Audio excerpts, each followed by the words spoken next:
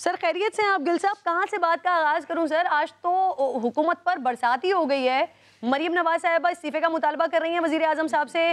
राना सनाउल्लाह साहब इदारों से कह रहे हैं हुकूमत गिरा दो। बिलावल नए इंतखाबात का मुतालबा कर रहे हैं। अचानक ऑपोजिशन को पावर कहाँ से मिलने लगी है गिल साहब? बिस्मिल्लाहिर्रहमानिर्रहीम। आपका बहुत शुक्रिया। देखिए, सबसे पहले तो एक ये भी अच्छी बात पता चली, हुकूमत पे तो जो बचा आप पे भी आज हो गई। अच्छा पता चला कि पंजाब का कल्चर है किसी को कुत्ते की तरह भौंकना कहना। तो अब अगर मुस्लिम लीग नून के किसी बंदे को कहा जाए कि कुत्ते की तरह भौंकता है तो ये अब गुस्सा नहीं करना चाहिए, क्योंकि अभी अभी राणा साहब हमें बता के गए हैं। राणा साहब अभी बता के, मुझे हंसी आ रही है, अभी बता के गए राणा साहब के पंजाब के कल्चर में शामिल है कि वो बंदा बहुत भौंक रहा था। राणा साहब ने हमें बताया। वैसे हम तो पता नहीं किस पंजाब में रहते हैं, ऐसा नहीं है। हाँ, ये सच है कि लोग गाली गलौज करते हैं, लेकिन उस गाली गलौज को हमेशा बुरा समझा जाता है। हर शख्स उसको बुरा समझता है और वो बुरी बात है। ये कि हमारे मुंह से कभी नहीं गाली निकली होगी, बिल्कुल निकलती है और उसको बुरा समझा जाता है अपने दिल में भी, और अगर कभी निकले तो सब। लेकिन आपकी अगर कोई चीज़ पब्लिक हो जाए, आप दो स्टैंडर्ड्स कैसे रख सकते हैं? एक तरफ आपके शौहरे मोहतरम लोगों को ये धमकियां देते हैं कि आपकी बाथरूम की वीडियोस, अब बाथरूम में तो इंसान कपड़ों के बगैर होता है, बाथरूम की वीडियोस, आपकी स्विमिंग पूल की वीडियोस हम ला रहे हैं, हमारे पास हैं, आएंगी, तो उस पे तो शर्मिंदगी नहीं है। वो तो लोगों की निजी चीज़ नहीं है कि आप नंगी वीडियोस लोगों की लाएं, जजेस की, आम लोगों की, मुखालफिन की, तो उस पे आपको शर्म नहीं है। लेकिन अगर आपने मीडिया के सीनियर लोगों को कुत्ते की तरह भौंकने का कह दिया और वो ऑडियो सामने आ गई, तो अब आप महारानी को बजाय आपने माजरत करनी हो, आपकी हाइनेस जो है वो इतनी बड़ी है कि आप उल्टा लोगों से कह रही हैं कि माजरत करें जिसने मेरी वीडियो रिकॉर्ड की है। बिल्कुल ये बात दुरुस्त है। शहबाज गिल साहब, मैं रिक्वेस्ट करती हूं सर, आप खुद भी इस चीज पर मजम्मत कर रहे हैं इन वर्ड्स पर, लेकिन आप दोहराएं भी नहीं सर, अच्छा नहीं लग रहा सर ऑन एयर प्लीज। नहीं, लेकिन वो आपको मेरा कहना तो दोहराना अच्छा नहीं लग रहा। जिन्होंने कहा, मैं तो उनकी बात बता रहा हूं। नहीं सर, मैं तो आपके बारे में, उनको भी तो हमने गलत ही कहा ना। आप बिल्कुल इस बात को गलत कह रहे हैं, लेकिन वो दोहरा रहे हैं सर, वो भी स्क्रीन के ऊपर नहीं अच्छा लग रहा। मेरी बात गिल साहब जी। नहीं, मैं दोहरा बिल्कुल नहीं रहा। मुझे तो बड़ी तकलीफ हो रही है जो उन्होंने कहा। मैं तो ये कह रहा हूँ कि मैंने पिछले दिनों एक मोहतरमा सहाफ़ी साहबा थी, उनकी एक झूठी खबर को मैंने क्वेश्चन कर दिया। एक और दो मोहतरमा सहाफ़ी साहबा हैं, उन्होंने फर्स्ट लेडी के ऊपर गलत खबरें दी, उसको क्वेश्चन कर दिया। तो मेरे बहुत ही मोहतरम बुजुर्ग हैं नासिर जैदी साहब इस्लामाबाद में, उन्होंने मेरे खिलाफ इतना लंबा पलंदा निकाल दिया कि आपकी प्रेस कॉन्फ्रेंसेस का बाइकाट किया जाएगा, आपने ये गलत खबर कह के आपने हरासमेंट कर दी ऑनलाइन, आपको प्रेस क्लब में दाखिल नहीं होने दिया जाएगा, सिर्फ इसलिए कि मैं मिडिल क्लास का हूँ, सिर्फ इसलिए कि मैं शरीफ फैमिली से नहीं हूँ, मैं कोई फ्यूडल नहीं हूँ, मैं कोई बड़े ख़ानदान से पॉलिटिकल से नहीं आया। इसलिए नासिर जैदी साहब ने, जो मेरे बुज़ुर्ग हैं, मैं उनका एहतराम करता हूँ, या दूसरी मीडिया तंजीमों ने मेरे ख़िलाफ़ वो निकाल दिया पर्चा। आज मरियम सफदर कह रही हैं सीनियर सहाफ़ियों को और परवेज़ रशीद साहब कि वो कुत्ते की तरह भौंक रहे हैं। तो आपको तौफीक नहीं हुई एक फुसफुसी जो मजम्मत इशू करने के अलावा, आज आपने उनकी प्रेस कॉन्फ्रेंस का बाइकाट क्यों नहीं किया? आपने उनकी प्रेस क्लब के अंदर एंट्री को क्यों नहीं बाइकआउट किया? क्या आप टोकरी के नीचे? क्या तंजीमों ने भी शहबाज गिल साहब इसको कंडेम किया है?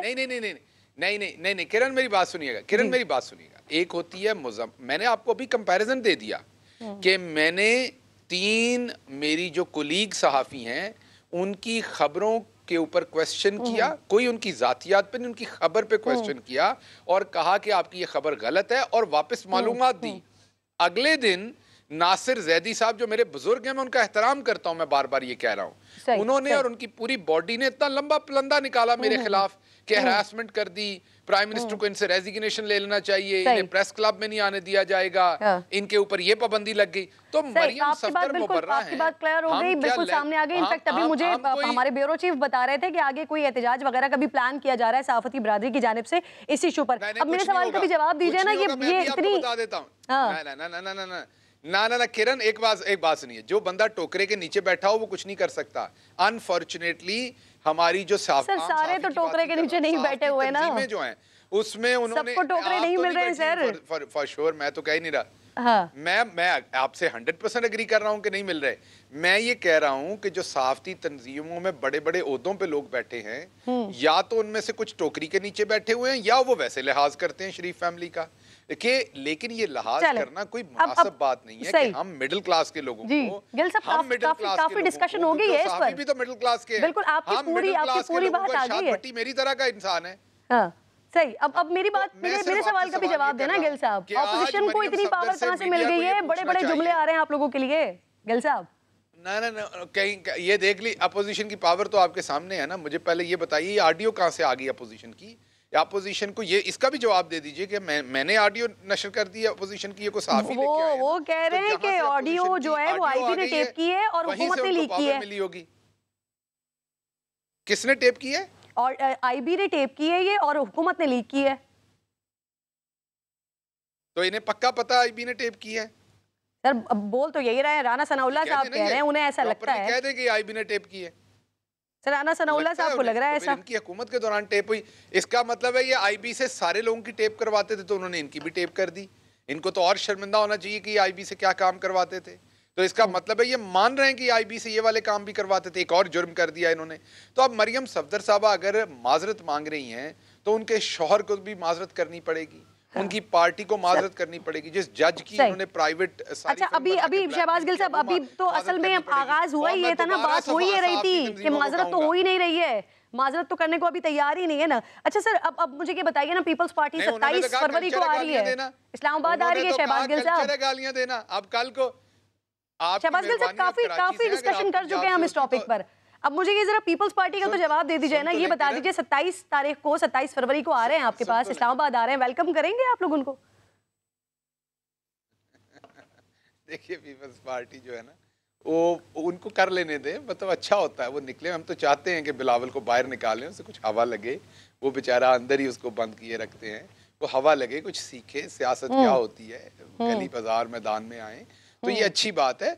और वो आएंगे अकेले ही आएंगे, अकेले ही चले जाएंगे। नहीं, अभी राना सनाउल्लाह साहब की बात अगर आप सुन रहे हो तो वो कहकर गए हैं कि अगर शहबाज शरीफ साहब बात करते हैं और हो सकता है कि ये मर्जर हो जाए 27 को, पीडीएम भी साथ हो फिर पाकिस्तान पीपल्स पार्टी के। जब मर्जर हो जाएगा तो तब इनकी बात का जवाब दे देंगे। लेकिन एक बात तय है कि कम से कम एक बात तय है कि कम से कम एक बात में ये मुश्तरक हैं दोनों पार्टियां। अभी आपने कहा ना इनका मर्जर हो जाए, और किसी चीज पे मर्जर हो या ना हो, एक बात पे मर्जर है और वो है कुत्ते की तरह भौंकने पे। बिलावल जरदारी साहब ने भी यही वर्ड यूज किए थे और उसके बाद नून ने भी यही वर्ड। तो एक काम पे ये पक्के हैं कि मिडिल क्लास का बंदा जो इनसे सवाल करेगा उसको ये कुत्ते की तरह भौंकना कहेंगे। तो ये एक बात के ऊपर ये बिल्कुल इकट्ठे हैं और किसी एहतजाज पे इकट्ठे होना हो ना। जब बिलावल बोला तब सहाफती तंजीमें जागी, ना जब मरियम सफदर बोलनी तब सहाफती तंजीमें जागी।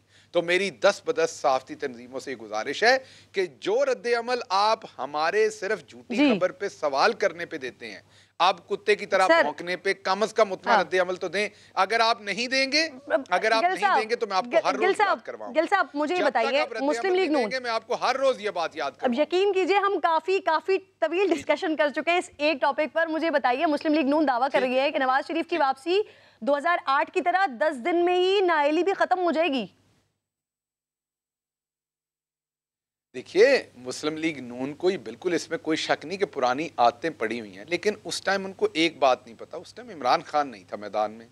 उस टाइम ये दो पार्टी थी, मिलके खेलती थी। मैंने अभी कहा ना इनके अंदर कुछ कदरें मुश्तरक हैं, जैसे सहाफ़ियों को गाली देने की, सहाफ़ियों को मरवाने की, कत्ल करवाने की। आप तो सिंध में हैं, आपको बहुत अच्छी तरह से पता है सहाफ़ियों को कितनी आज़ादी है अंदरूनी सिंध में। स्पेशली आपको बड़ी अच्छी तरह से पता है कि आपने कितनी मुश्किलात में सहाफ़त की होगी। ये आप जानती होंगी, आपका खुदा जानता होगा कि जब आप कोई ख़बर करती हैं तो आप पे कौन कौन से प्रेशर आते होंगे। तो आप लोग इनके सारे कार्रवाई को जानते हैं, ये यहीं रहे हुए हैं सारी ज़िंदगी।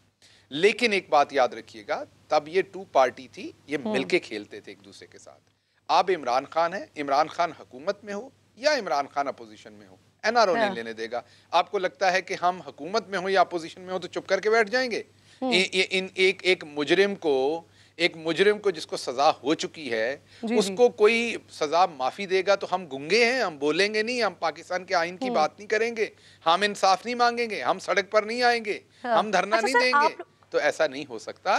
लावारिस नहीं है पाकिस्तान का आईन, सर माफी के लिए कोई बैकडोर राब्ते हो रहे हैं वैसे गिल साहब, नवाज शरीफ साहब इमरान खान खड़ा है। नहीं जी, हमारे साथ तो बैकडोर नहीं, हम तो चाहते हैं वापस आए और अपनी जेल काटें, हम तो बड़ी कोशिश कर रहे हैं।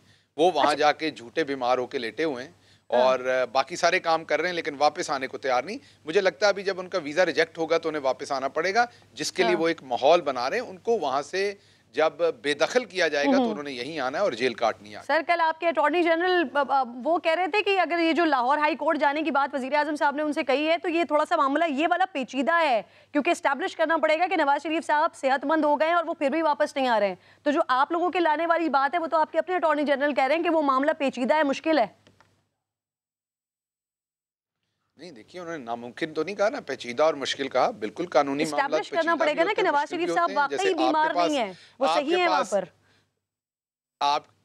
आपके पास आप सहाफ़ी हैं, आपको इस बात का मेरे से ज़्यादा इदराक है कि बहुत दफ़ा पेचीदा और मुश्किल सवाल होते हैं, लेकिन आप फिर भी पूछती हैं, पूछने पड़ते हैं तो करने पड़ते हैं। या रिपोर्टिंग आप कई दफ़ा बड़े पेचीदा और मुश्किल हालात में करती हैं तो इंसान को करने पड़ते हैं काम। हम भी करेंगे, पेचीदा है, मुश्किल है, लेकिन उसकी समझ चलेंगे, करेंगे वो काम। सही। अच्छा सर, ये मुमताज़ मुस्लिम के मामले पर ऑपोजिशन एतराज़ कर रही है कि वो पीटीआई के बड़े डोनर हैं और उन्हें होटल का ठेका दिया गया है।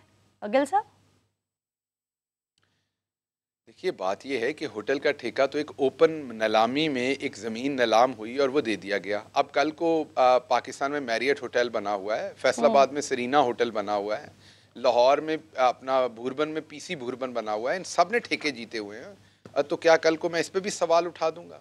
क्या मैं कह दूंगा कि इन्होंने गलत लिया या सही लिया? एक बंदा ओपन है। ये जितने शहरों के अंदर पेट्रोल पंप्स हैं, कराची में, लाहौर में, फैसलाबाद में, हर जगह पर, ये कोई पुलिस की ज़मीन पे होता है, कोई रेलवे की ज़मीन पे होता है, इसकी बिडिंग होती है, उसके बाद लोग जीतते हैं उस बिडिंग को। हमारी तो वाहिद जमात है जिसने आके जो 50-50 हज़ार के अंदर अपने लोगों को इन्होंने दिए हुए थे पेट्रोल पंप, आज वो 25-25 लाख पे है। मैं दोबारा रिपीट कर रहा हूँ, जिसका किराया 50,000 लाख रुपया था, आज वो 25-25 लाख पे लीज हुए हैं। इसी तरीके से एक ओपन नीलामी हुई जिसमें मुमताज़ मुस्लिम साहब ने भी हिस्सा लिया, दूसरे लोगों ने भी लिया। जो सबसे बेहतरीन बिड मिली उस पर उनको वो चीज़ मिल गई। अगर वो ओपन नीलामी के साथ नहीं हुई, मेरिट पे नहीं हुई, तो बिल्कुल बहुत बड़ा जुल्म हुआ। फिर वो क्वेश्चनएबल हो जाता है। ठीक है। अच्छा गिल साहब, आप मेरे साथ ही मौजूद हैं। लेकिन अगर नहीं हुआ ऐसा, अगर ऐसा नहीं हुआ तो जियो ग्रुप जो इनके साथ मिलके ये सब कुछ कर रहा है, उनको रिकंसिडर करनी चाहिए अपनी सहाफत। जिस तरीके की उन्होंने हेडलाइन बनाई, जिस तरीके से उन्होंने बगैर किसी से राब्ता किए हुए ये कॉन्कॉर्डेड स्टोरी फाइल की, प्रिंट की दी न्यूज में, उसके बाद सारा दिन जियो टीवी के ऊपर चलाई। ठीक, गिल साहब आपका पॉइंट ऑफ व्यू आ गया और आपने इसके दोनों एस्पेक्ट्स बता दिए सर।